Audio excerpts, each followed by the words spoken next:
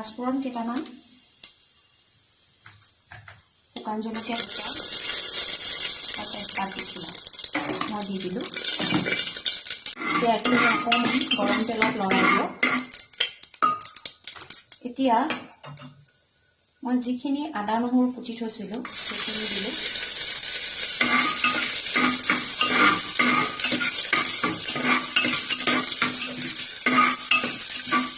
এইখিনি ভাজ খোৱাৰ পাছত মই এটা পিঁয়াজ কুটি থৈছিলোঁ। পিঁয়াজৰ কুটা কোনো আপোনাৰ মানে বেলেগ শ্বেপ নাই, আপুনি নিজৰ ইচ্ছামতে কুটি ল'ব পাৰে, কাৰণ যিহেতু কুকাৰত বনাম কুটি মাৰি সেইটো বস্তু সহজে পিঁয়াজটো অলপ ৰঙচুৱা হোৱালৈকে ভাজি ল'ম। বন্ধুসকল, এইটো ৰেচিপি চবেই জানে, মই জাষ্ট আপোনালোকৰ আগত এইটো প্ৰদৰ্শন কৰিছোঁ। মোৰ নিজৰ সুবিধামতে মই তেনেকৈ কুটি কৰোঁ, সেইটোৰ বাবে। পিঁয়াজটো ভাজ খোৱাৰ পাছত পিঁয়াজ কটাখিনি, কেঁচা জলকীয়া কুটি থোৱাটো দিব আৰু গেছটো অলপ মধ্যমীয়া কৰি এই বস্তুখিনি লৰাই দিব। এতিয়া ডখৰকৈ কাটি থোৱা আলুকেইডোখৰ আৰু কাটি থোৱা বন্ধাকবি আৰু বিন কেইডাল দি দিব।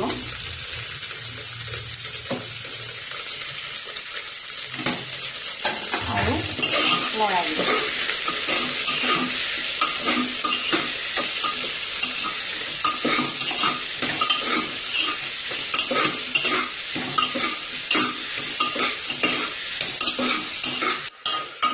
2 মিনিটমান এনেকৈ জিকাৰ পাছত পাচলিখিনিৰ লগত এই তিয়াই থোৱা দালিখিনি দি দিব।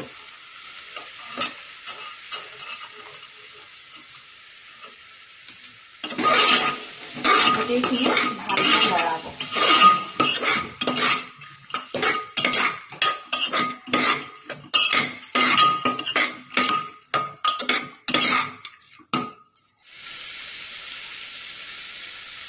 দুই মিনিটমান লৰোৱাৰ পাছত ইয়াতে নিমখ আধা চামুচ দি দিব। মই অকণমান কম পৰিমাণে দিছোঁ, কিয় দিছোঁ সেইটো মই আপোনাৰ ভিডিঅ'টো আগলৈকে জনাম। নিমখ দিয়াৰ পাছত বস্তুখিনি আমুলি লৰাই দিব।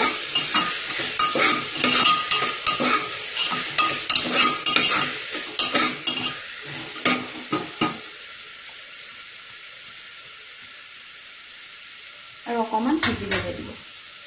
এতিয়া এটা মই মিহি মিহিকৈ বিলাহী কুটি থৈছিলোঁ, এই খালী পাত্ৰটোত বিলাহীখিনি দি এয়া মোৰ মছলাৰ, ইয়াতে আধা চামুচ হালধি, আধা চামুচ গৰম মছলা, আধা চামুচ জিৰা মছলা, আধা চামুচ ধনিয়া গুড়া আৰু আধা চামুচ কাশ্মীৰী মিৰ্চ পাউডাৰ দি দিব। ইয়াতে অকণমান কেঁচা তেল দি গোটেই বস্তুখিনি মিহলি কৰি পেলাব।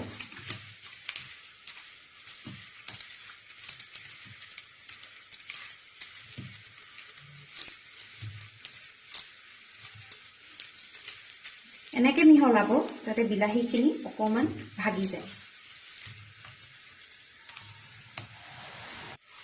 এই মিহলোৱা বিলাহীখিনি এতিয়া মই দালিখিনিৰ লগত দি দিলোঁ।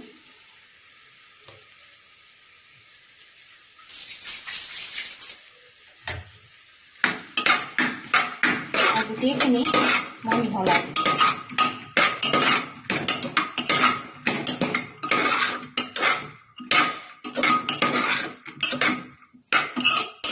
এনেকৈ মিহলাব যাতে গোটেইখিনি ভালদৰে মিহল খাই পৰে।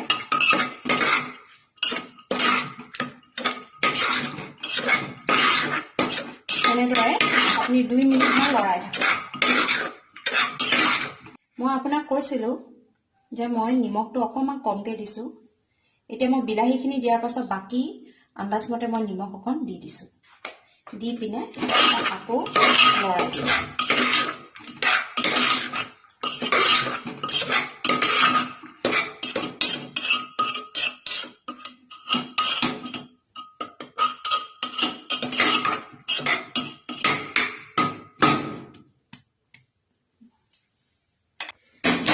ধুনীয়াকৈ ঢাকি থোৱাৰ পাছত চাওক বিলাহীখিনি জহি গৈছে, বন্ধাকবিও জহি গৈছে। এতিয়া আমি ইয়াত পানী দিব পাৰোঁ। কুকাৰটো লিডটো লগাই আমি চিটি মাৰিবলৈ দিম।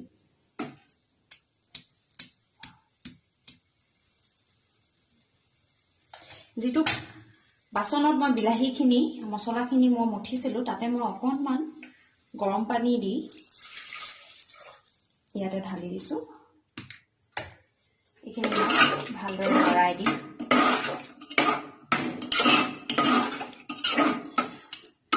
আপোনালোকে আন্দাজমতে আৰু অকণ পানী দিব লাগিব। আপোনালোকৰ জোখমতে যদি আপোনালোকে থুপথুপীয়া কৰিব বিচাৰে তেন্তে আৰু আধা কাপ পানী দিলে হ'ব। যদি নহয় আপোনালোকে পনীয়া কৰিব বিচাৰে তেন্তে নিজৰ জোখমতে অকণমান পানী দি ল'ব। আৰু আধা কাপ পানী দিয়াৰ পাছত মই সমূলি গোটেই বস্তুখিনি এবাৰ লৰাই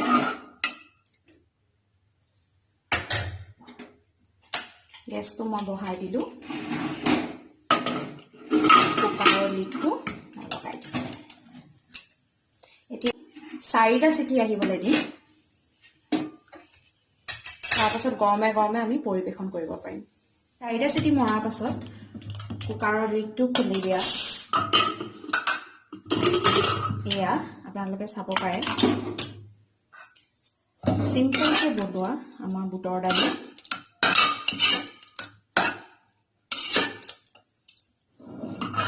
এয়া ধুনীয়াকৈ মই বাতি এটাত আপোনালোকক উলিয়াই দেখুৱাইছোঁ।